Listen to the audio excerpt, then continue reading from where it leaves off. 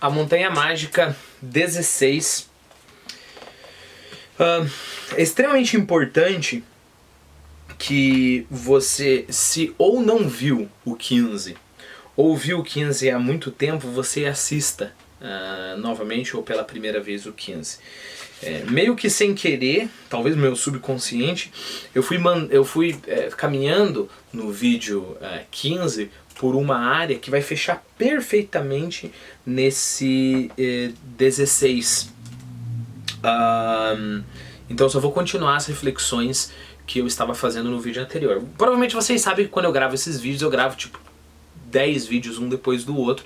Então pra mim é uma coisa só acontecendo pra vocês. Se assistir um vídeo, dali uma semana vai assistir o outro. Eu vou lançar o vídeo dali uma semana, então parece que existe muitas coisas entre eles. Esses dois em especial, eu acho interessante vocês verem um depois do outro, ok?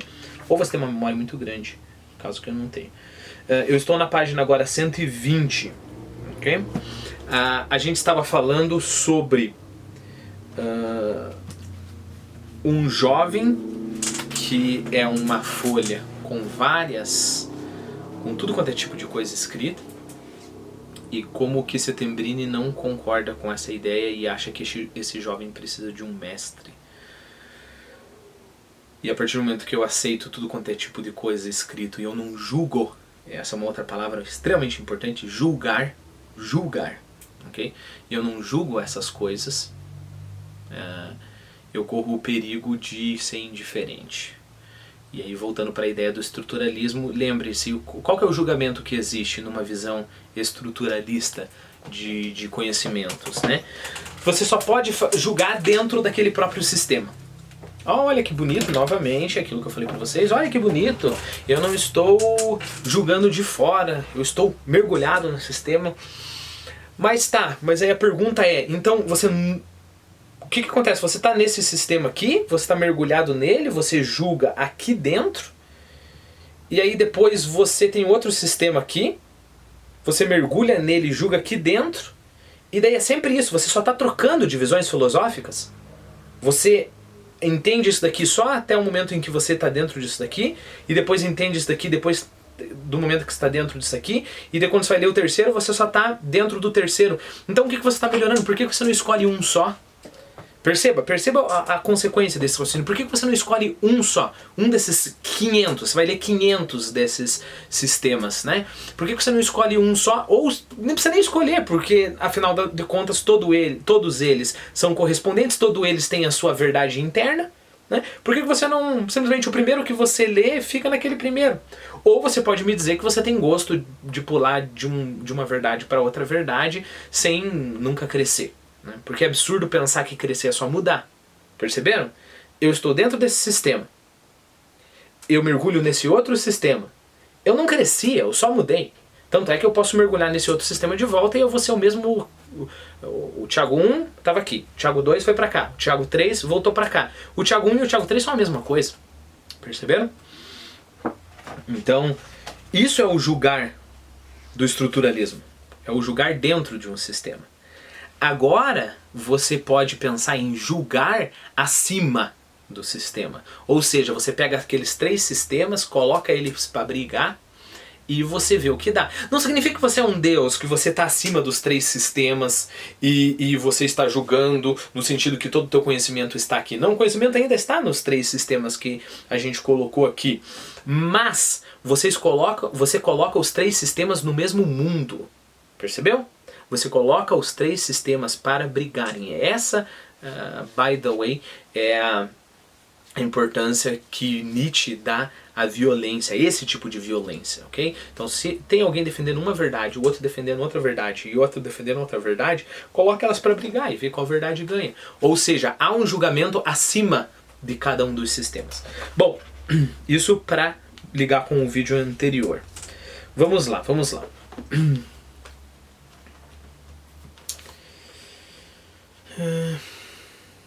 Eu estou na 120, o Settembrini... Não, agora é o Hans falando sobre o Settembrini, ok?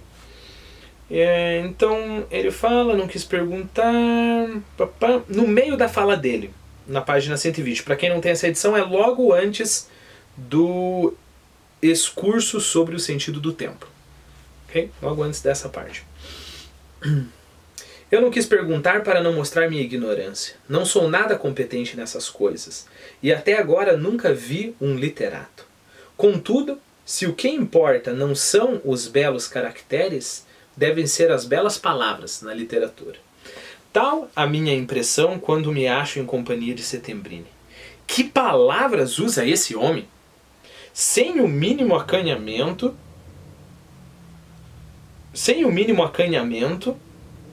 fala de virtude. Ora essa! Nunca na vida empreguei esse vocábulo. Até mesmo na escola dizíamos coragem quando líamos virtus nos livros.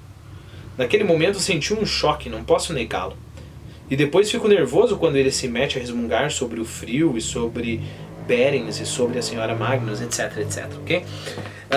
O que eu quero focar aqui é o espanto e a indignação do Hans ao ouvir alguém usar uma palavra como a palavra virtude. Uma palavra como a palavra virtude.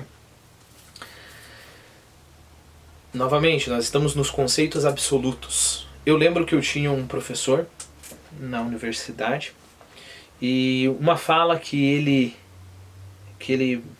me disse, que nunca me esqueceu. Ele falou assim, eu acho que num trabalho, eu devo ter escrito, ou numa prova, ele falou assim, olha, você nunca pode usar palavras como bom, como mal, como bonito. Você nunca pode usar isso. Se você usar, você pode usar somente para... Qual foi a expressão dele? Se você usar, você pode usar somente para colocar em perspectiva, relativizar ou criticar. Okay? Ele está exatamente na posição do Hans. Como assim virtude? Como assim virtude? É tão ingênuo falar de virtude. Você vem aqui, e eu sei que provavelmente você está pensando desse modo, talvez alguns de vocês estejam pensando desse modo. Como assim você vem falar no bom? Né? O que é bom pra mim não é bom pra você, e cada um tem o seu bom, e o que é belo aqui não é belo lá, e existe diverso belo. Que ingênuo você é de falar de belo, que criança que você é, bom, e aí poderia, sei lá, quais outros adjetivos que você é de falar do bem, por exemplo. Como assim bem? Você não conhece que o bem é relativo, etc, etc, etc, etc. Bom, e qual que é a minha resposta para isso? Né? A minha resposta para isso é: eu não estou dizendo que o bem que eu conheço já é o bem acabado. Eu já encontrei o máximo que o bem pode ser, então eu tenho a concepção do bem. Não é isso. Eu não estou dizendo que o belo que eu vejo é o mais belo de todos, porque eu já encontrei o belo final. Não é isso. O que eu estou dizendo é: eu quero ter o impulso e o desejo de encontrar o belo, o bem. Ok? Novamente, porque se não existe nem a possibilidade, não estou falando de realização, estou falando da possibilidade, se não existe nem a possibilidade de existir o bem, o belo, existir o desprezível, o mal, o ruim, então não tem porquê eu buscar a cultura. Não tem porquê. Não tem porquê. Pense, leve esse racionamento à consequência. Por que eu vou buscar, acabei de falar isso com outras palavras, por que eu vou buscar o bem ou o belo em diversos livros, sendo que cada um é meio que equivalente ao outro? Então eu leio um só, ou não leio nada, ou tanto faz. E é essa postura que esse tipo de concepção nos leva. Tanto faz, o que você acha belo? E parece respeito, isso é descaso. Okay? Bom, deixa eu só ver aqui. Tá, fiz Isso, eu fiz uma anotação. E outra, na vida real, na vida vivida, não no âmbito da teoria, né? Você olha alguma coisa e você sabe que é bom. Você sabe e ponto.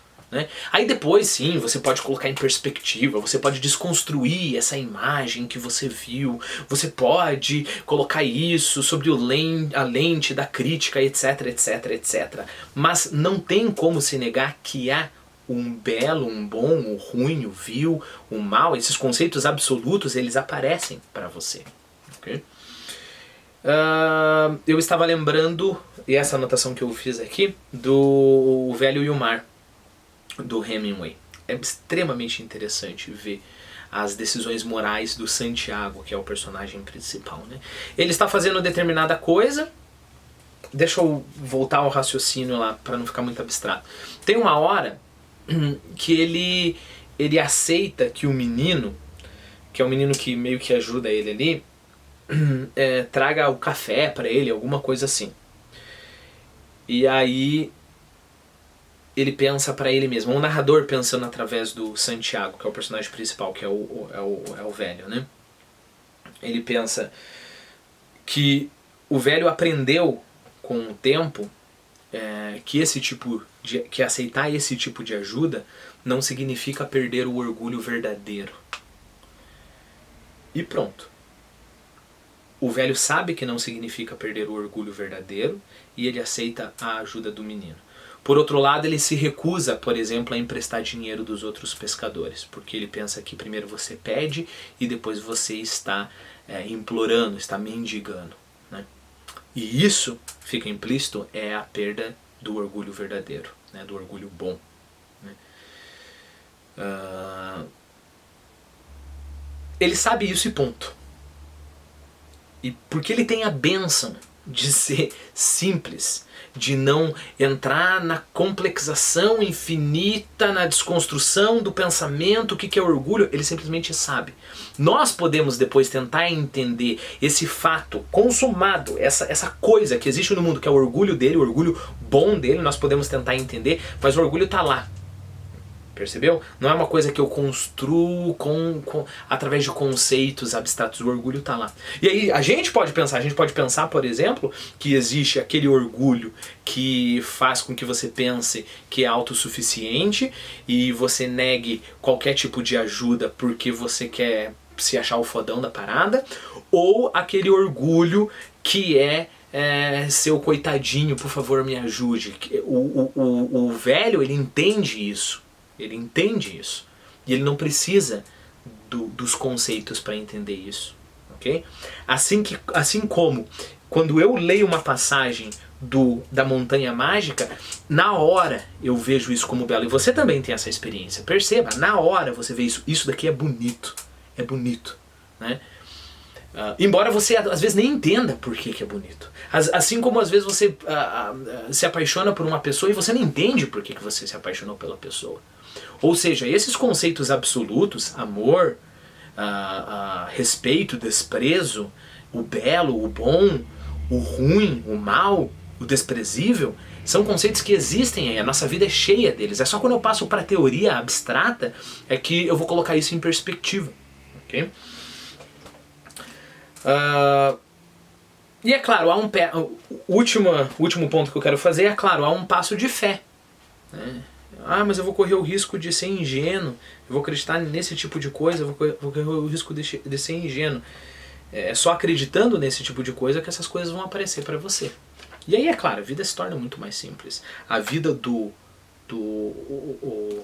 velho, do The Old Man and the Sea, o Velho e o Mar, é muito mais simples espiritualmente falando e muito mais consistente espiritualmente falando do que alguém que fica lá pensando quais são as bases da moral, etc, etc, etc.